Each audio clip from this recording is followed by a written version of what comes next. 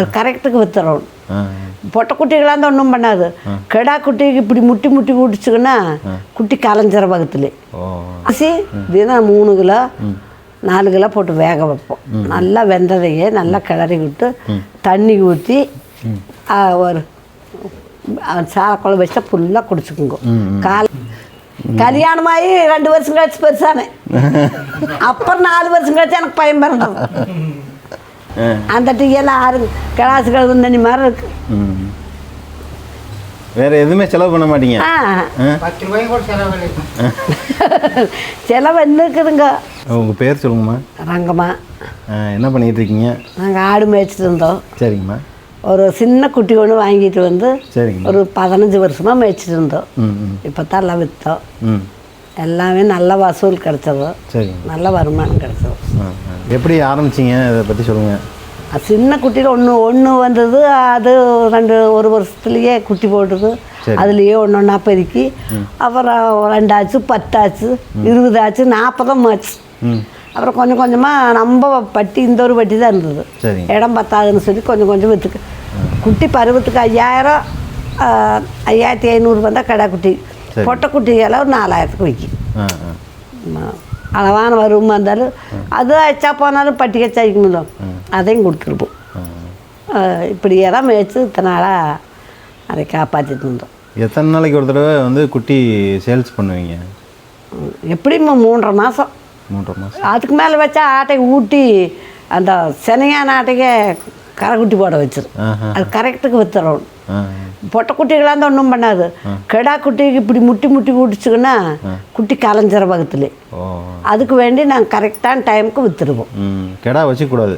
கெடா 2 கடாய் இருந்ததுன்னா கவர் போட்டு கட்டி வச்சுக்கிறதா. கட்டி வச்சுக்கலாம். வருஷத்தில் 2 கடாய் பக்ரீத்துக்கு 2 வச்சுருப்போம், 3 வச்சுருப்போம். சரி, இப்போ எத்தனை ஆடு வச்சுருந்தீங்க? மொத்தம் 40 ஆடு வச்சு. 40 ஆடுக்கு வந்து எத்தனை கெடா இருக்கும்? கடாய் 2 கடாய் பெரிய கடாய். கடாய் 5 மாதத்து கடாயெல்லாம் விற்றுருவோம். விற்றுருவோம். சரிங்க. இப்போ ஒரு மேய்க்க போகிறீங்கள, இப்போ எத்தனை ஆடு? 40 ஆடு. 40 ஆடு வந்து ஒரே ஆள் மேய்ச்சிட முடியும்? ஒரு ஆளே மேய்ச்சிக்கலாம், ஒன்றும் பிரச்சனை இல்லை. அவரே மேய்ச்சிட்டு வந்துடுவார். ஐயாவே மேய்ச்சிட்டு வந்துடுவார். காடுகளாம் பல சைட்டு கம்மியாக தான் இருந்தது. கொண்டு போய் சைட்டுகளுக்குள்ள விட்டா நல்லா வரப்பில்லாலும் மேய்ச்சிக்கு. அந்த தண்ணி வசையில் நாங்கள் நல்லா வச்சுருந்தோம். பருத்தி கொட்டைன்னா மூட்டை கணக்கில் எடுப்போம். மனுவு கணக்கிலலாம் வாங்கி பழக்கமே இல்லை. ஒரு மூட்டை பருத்தி கொட்டை எப்போவுமே புண்ணாக்கு மனுவு கணக்கில் 45 ரூபா, 35 ரூபாயிலேருந்து 20 ரூபாயிலேருந்து புண்ணாக்கு வாங்குகிறோம். முதல்ல ஆரம்பத்தில் 20 இருந்தது, 30 ஆச்சு, 40 ஆச்சு, 45 கடைசியில் வாங்குற போது 45க்கும் வாங்கணும். வாரம் ஒரு மணி புண்ணாக்கு வேணும். அந்த புண்ணாக்கு அரிசி தினம் 3 கிலோ 4 கிலோ போட்டு வேக வைப்போம். நல்லா வெந்ததையே நல்லா கிளறி விட்டு தண்ணி ஊற்றி ஒரு சாலக்குழம்பு வச்சா ஃபுல்லாக குடிச்சுக்குங்க. காலையில் ஒரு ட்ரிப்பு, மத்தியானம் ஒரு ட்ரிப்பு. உப்பெல்லாம் போட மாட்டோம். ஆட்டுக்கு உப்பு போட்டால் கறியேறாது. அப்படிங்களா? ஆமாம். உப்பு போட்டு தண்ணி காட்டினா நல்லா குடிக்கும்பாங்க. உப்பு போட்டு தண்ணி காட்டினா ஆட்டில் கறி இருக்காது, எலும்பு தான் இருக்குது. அதனால நாங்கள் உப்பு போட மாட்டோம். நல்லா குடிச்சுக்குங்க. சரிங்க. இப்போ ஒரு ஆட்டுக்கு எவ்வளோ வைக்கணுங்க அந்த பருத்தி கொட்டை? ஒரு ஆட்டுக்குன்னு கணக்கு அத்தனை உருப்படிக்குள்ள தனித்தனியாக வைக்க முடியாது. அப்புறம் கடாய் விற்கிற பக்குவத்துக்கு என்ன வேணும்னா ஒவ்வொன்றுக்கும் இத்தனை அரிசி வைப்போம். இத்தனை அரிசி கெடா குட்டிகளுக்கு வச்சா ஒரு 15 நாளைக்கு வச்சா மின்னு ஆயிக்கு வித்தாச்சு. அவ்வளோதான். அது அரிசி திங்குதுன்னு எச்சா வச்சோம்னா வகுப்பிக்கு முதல் நாள் இத்தனை, 2வது நாள் இத்தனை, 3வது நாள் அதுக்கும் கொஞ்சம் வச்சு, அப்புறம் அதே கணக்கில் வச்சுட்டு இருந்தோம்னா விற்கிற வரைக்கும் பெரிய கடாய்க்கெல்லாம் காப்படி வைக்கணும். ரேஷன் அரிசி வந்து அப்படியே பச்சையாக வச்சிடலாம். வர அரிசி தான் அப்படியே விட்டா தெரியும். சாப்பாடு வைக்க வேண்டியதில்லை. சாப்பாடு வச்சு தண்ணியில் ஊற்றிடுறோம். தண்ணி ஊற்றிடுறோம். சரிங்கம்மா. இப்போ அந்த புளிச்ச தண்ணி வைக்கிறாங்கல்ல வீடுகளில், புளிச்ச தண்ணி அதுவும் வாங்கிட்டு வந்து ஊற்றலாம். அதுனா எங்களுக்கு நாங்கள்லாம் எங்கேயும் போவோம். எங்கே இருக்குதா ஊருக்குள்ளே வீடு. அந்த தண்ணி போய் வாங்கிட்டு வந்தால் அதில் மசர் இருக்குது, வெங்காயம் இருக்குது. நாங்கள் எங்கேயும் போவோம். நாங்கள் செலவு பண்ணி எல்லாம் வாங்குவோம். அரிசி இவர் சுற்றி சைக்கிள் எடுத்து போய் ஊருக்குள்ளே வாங்கிட்டு வருவார். 10 ரூபா 15 ரூபாய்ன்னு தினம் 4 படி அரிசி போட்டு விறகு பொறுக்கிட்டு வந்து அங்கே அடுப்பு கட்டி வச்சுருக்கேன். அண்டா வச்சு ஒரு அண்டா சோறு ஆக்குவோம். ஆய்க்கல் நிறைய தண்ணி ஊற்றி வச்சா 3 நேரத்துக்கு 30 படி 40 படி குடிக்கிற போது கிடாய்களுக்கு மட்டும் தனியாக கட்டி வச்சு வைக்கணும். அதாவது இப்போ ஆடும் சரி மாடும் சரி கொஞ்சம் புளிச்சது நேற்று வச்ச சாப்பாடு தண்ணி இதெல்லாம் நல்லதுங்களா? நல்லது தான். அது ஒவ்வொன்றுக்கு ஒவ்வொன்றுக்கு ஒத்துக்காது. ஆட்டுகளுக்கே சில ஆடுகளுக்கு ஒத்துக்காது. வகுத்தால போயிடும், இல்லைன்னா ஏதோ அஜீரணமாகி ஏதோ ஒன்று ஆயிரும். அப்புறம் சோறு எச்சா போச்சுன்னா செத்து போகும். அரிசி இருந்தாலும் கூட வந்துடும். சோறு செடுவாச்சுன்னா செத்தே தான் போகும். பிழைக்க வைக்க முடியாது. அது என்ன வேணாலும். ஒரு அம்மா ஆடு மேய்ச்சிருந்தாங்க பக்கத்தில். ஆடு மேய்ச்சிட்டு வந்து நேரம் சோளங்காய போட்டு தின்னு போடும். ஐயோ அக்கா என்ற ஆடு இந்த மாதிரி ஆகிப்போச்சு. டூப்பு பகு இந்த லெவல் டூப் வச்சுருந்து அதை வகுத்துக்குள்ள விட்டு தண்ணி ஊற்றி எல்லாம் கழுவி எடுத்து போட்டு நானே சுத்தம் பண்ணிக்கிட்டேன். அந்த அம்மா சாக வரைக்கும் சொன்னா பாவம். சரி, நீங்களே மருத்துவமும் பார்த்து அதெல்லாம் பார்த்துக்குவோம். எங்கே ஒப்படம் குட்டி போட்டுன்னா தலை முன்னால் தலைங்கால் நின்று நானே எடுத்து போடுவேன். இப்போ மேய்ச்சலுக்குலாம் போகுதில்ல, அங்கே போகிற இடத்துல அங்கேயே குட்டி போட்டுரும். ஊரே பண்ணிக்குவார். கையில் தூக்கிட்டு வந்துடுவீங்க. அதெல்லாம் ஒரு 2 குட்டி போட்டால் ஃபோன் பண்ணுவார். ரோடணும் 2 குட்டி எப்படி கையில் தூக்கிட்டு ஆடு முடிக்கிட்டு வரணும் முடியாது. 2 போட்டால் போகணும். அதிகமாக 2 தான் எனக்கு போடும். செம்பிலி ஆடுகள் 2 போடும். போட்டால் 2 கடாய் போடும், இல்லாட்டி 2 போட்டை போடும். இல்லாட்டி போட்டை ஒன்று கடுவுன்னு இப்படி போட்டே இருக்கு. அநேகமாக 10-20 ஆட்டில் 10 ஆடு நாட்டுக்குட்டி. செம்மறி ஆடு வந்து ஒரு குட்டி தான் போடுன்னு சொல்லுவாங்க. ஆமாம், மேப்பு அதுதான் மேப்புன்னு சொல்கிறேன் பாருங்க. நல்லா மேய்ச்சா 2 குட்டி போடும். 2 குட்டி போடும். சரிம்மா. இப்போ ஒரு வருஷத்துக்கு வருமானம் கால்குலேட் பண்ணுவீங்களா இல்லை மாதம் அது பண்ணுவீங்க? நாங்கள் இதெல்லாம் செலவுக்கெல்லாம் வேணும் இல்லைங்க. புண்ணாக்கு வாங்குறக்கு, பருத்தி கொட்டை வாங்குறக்கு, வேறு தொழில் இல்லை. கம்பெனிக்கு போயிட்டு இருந்தாங்க, அதுவும் இல்லை. அதுலேயே தான் எல்லாம் அட்ஜஸ்ட் பண்ணிக்கணும். அதனால கடாய்க்கு வந்தால் பருவத்துக்கு வந்தால் 5000 2 கடாய் விற்றா இன்னும் சாமானம் என்னாலும் வாங்கிட்டு வந்து போட்டுக்கல. நம்ம குடும்ப செலவுக்கு மாதம் விற்றுருவீங்க. மாதத்துக்கு ஒருக்காவும் வைப்போம், 3 மாதத்துக்கு ஒருக்காவும் வைப்போம். தேவைக்கு செலவுக்களவாக விற்று பண்ணுறோம். செலவுக்கு பார்த்துக்கலாம் இல்லைங்களா? வளர்க்குறதுக்கு வந்து வெள்ளாடு நல்லதா இல்லை செம்மறி ஆடு நல்லதா? செம்மறி ஆடு தான் நல்லதா. வெள்ளாடெல்லாம் வேலி ஓடுங்க. வியல் ஆடு மேய்ப்பாங்க.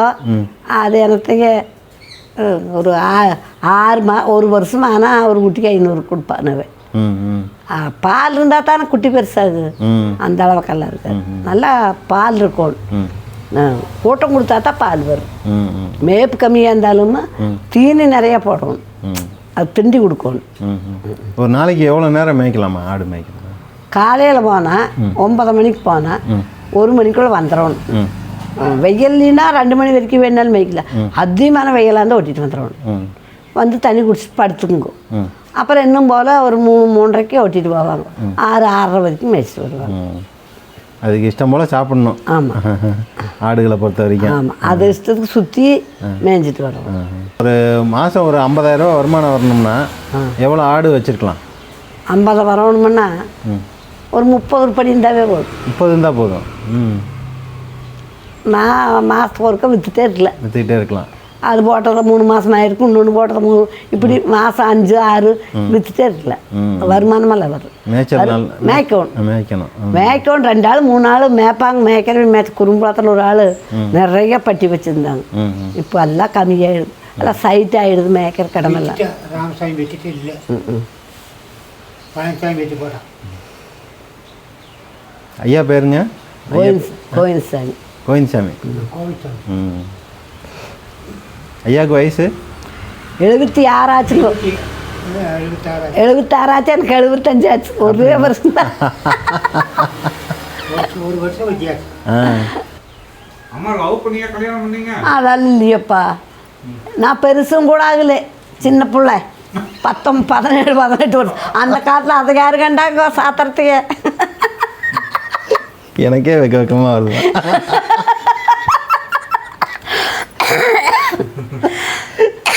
அநியாயம். கல்யாணமாகி 2 வருஷம் கழிச்சு பெருசானே. அப்புறம் 4 வருஷம் கழிச்சு எனக்கு பையன் பிறந்தது. எங்கள் காலமாக அந்த காலமெல்லாம் கண்ணு சில பேர் அப்பவும் இருந்தாங்க. அந்த மாதிரி நாங்கள் சின்ன நான் எங்கேயோ வந்து இவங்க எங்கேயோ இருந்தாங்க. ஒரு ஊர் தான், நாங்கள் தோட்டத்தில் இருந்தோம், இவங்க ஊரில் இருந்தாங்க. சரி. இப்போ இருக்கிற பிள்ளைங்களாம் சீக்கிரமா வயசுக்கு வந்துடுறாங்களாம்மா. அது எதனால? அது எத்தனாலாம் சாப்பாடுக்கு சரியில்லை. இப்போத்த சாப்பாடுக்கு சரி. அன்னைக்கு பழைய சோறு குடிப்போம். பழைய சோத்தையே மிளகாயை ரெண்டாக வகுந்து உப்பு போட்டு துணிச்சு வேக வச்சு சோத்தை கரைச்சி கழுவி கரைச்சி கம்மஞ்சோத்தை கரைச்சி கடிச்சிட்டு குடிப்போம். அது ஆரோக்கியமாக பாடுபட்டு வருவோம். இன்னைக்கு காலையில் லஞ்ச் இட்லி, அதுக்கு 3 சட்னி. எப்போ இந்த குக்கர் சாப்பாடு வந்தது எல்லா இதுவும் வந்து அப்புறம் கறி கேன்சர் வர்றது இதெல்லாம் கறி எப்படின்னா இந்த கரை இந்த கோழிக்கறி இருக்குதுல்ல, அந்த கோழிக்கறி வறுத்த கொடுத்து குழந்தைகளை கெடுத்து போட்டாங்கல்ல சாணம். அதுதான் மனுஷனுக்கு. நானே 4 புள்ள வளர்த்தேக்கிறேன் ஜாமியான்ற பேத்தி கிடையாது. நானே ஒரு டிகிரி எல்லாம் 14 தான் வயசுக்கே வந்ததுக்கும். 4மே 12 முடிஞ்சு 13 14 நான் 4 பிள்ளையும் அது மாதிரி தான் கல்யாணம் வச்சேன். 4 பிள்ளையுமா இப்போ 4க்கும் குழந்தை. 3 பேருக்கு ஆளுக்கு ஒரு பிள்ளை, ஒருத்திக்கு மட்டும் பையன். 4 பேர்த்துக்கு கல்யாணம் வச்சாது. இப்போ ஒருத்தி பிரசவ ஆஸ்பத்திரியிலேருந்து இன்னைக்கு நாளைக்கு வராங்க குழந்தை பிறந்துக்கு. என்ற பிள்ளை மைசூர் இருக்கிறா. என்ற பிள்ளைக்கு முதல்ல ஒரு பிள்ளை, 2வது ரெட்டை பிள்ளை, 3வது பையன் பிறக்கும்னு எல்லாரும் அது கிடைச்ச குழந்தைய அழிக்கக்கூடாதுன்னு 3வது பிறந்த பொழுது இப்போ இருக்கிற குழந்தை எல்லாரும் ஒரு டிகிரி முடிச்சிருக்காங்க. என்ன கட்டிட்டு போனவங்க ஒருத்தரும் கூட வேலைக்கு தாட்டலி நல்லா வச்சுருக்காங்கன்ற பேசி. நாங்கள் நல்லா தான் வளர்த்தணும். ஆடே மேய்ச்சாலும் நல்லா வளர்த்தணும். பரவாயில்ல. இப்போ அந்த ஆடு மேய்ச்சி தான் குழந்தைங்கள்லாம் படிக்க வச்சுருக்கீங்க இல்லைங்களா? இல்லை, அவையிலும் மைசூர்லேருந்து பணம் கொடுத்து விடுவாங்க. நம்ம காலேஜ் ஃபீஸ் எல்லாம் கட்ட முடியுங்களா? அவையிலும் கொடுத்துருவாங்க. நம்ம ஏதோ சாப்பாடு துணிமணி 4 பேருமே பிஎஸ்சி முடிச்சிருக்காங்க. சரி. ஒவ்வொரு டிகிரி முடிச்சிருக்காங்க. ஐயா, ஆடு மேய்க்கிறது ஆரம்பிக்கிறதுக்கு முன்னாடி என்ன பண்ணிக்கிட்டு இருந்தீங்க?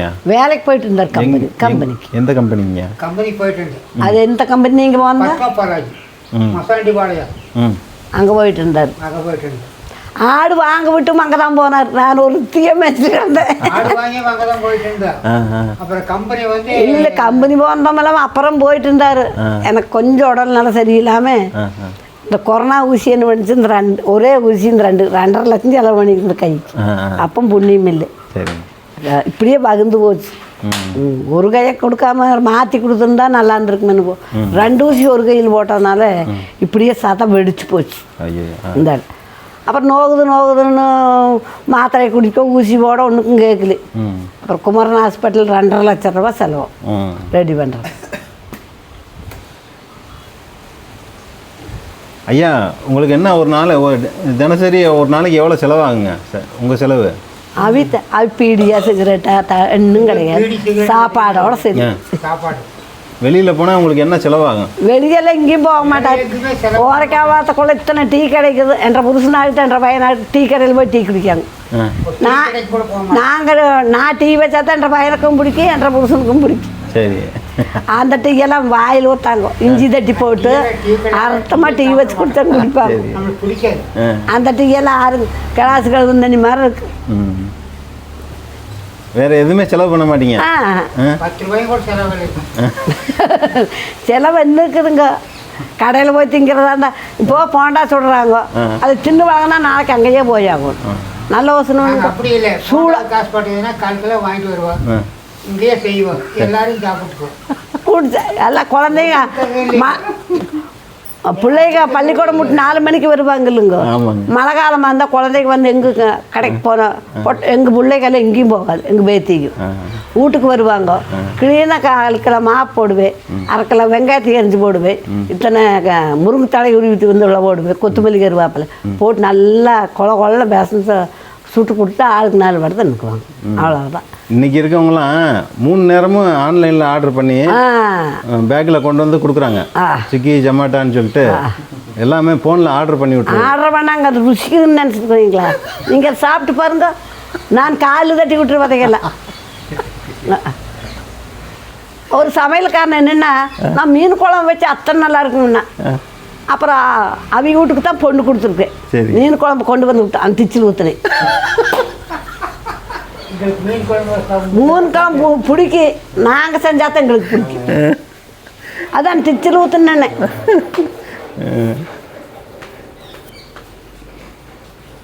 அம்மா என்ன குழம்பு நல்லா வைப்பீங்க?